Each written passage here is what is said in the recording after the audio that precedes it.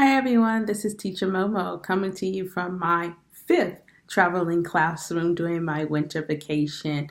Someone posted in one of the GoGoKid Facebook teachers group about how to jazz up lessons, especially It Is Read trial lessons. So I wanted to share the 5 tips that I posted. Tip number 1. I like to pull out the whiteboard during class and use the red and blue crayons to color and to make it more fun. So we pull out the red one, we'll scribble a little bit, draw a heart, draw a happy face, and then I'll go back and we'll teach a little bit and I'll see the students maybe kind of zoning out. So I'll pull out the whiteboard, go in with the blue.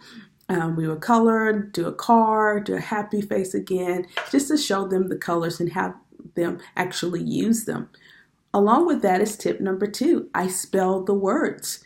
Again, I know that these are very basic lessons for beginners, but you do want to show the parents that in the future that the students will be learning letters and you want to expose them to it. So when I'm with the red, R-E-D. When I'm with the blue pencil, B-L-U-E. Tip number 3. What did I write?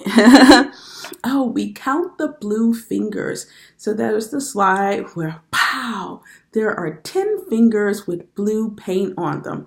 So we go through counting each one. I usually circle it with the yellow pencil marker, and we use different voices. 1, 2, 3, 4.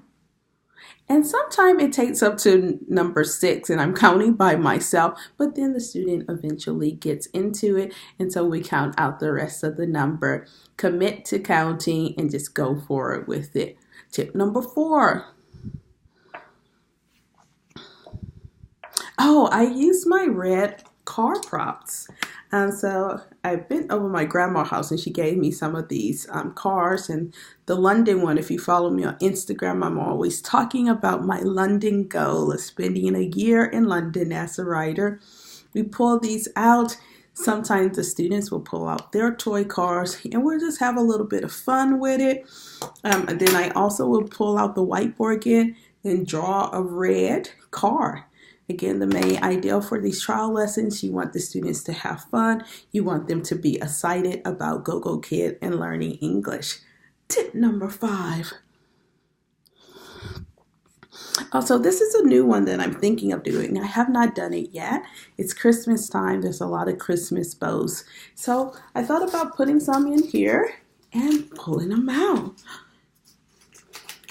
What color is it?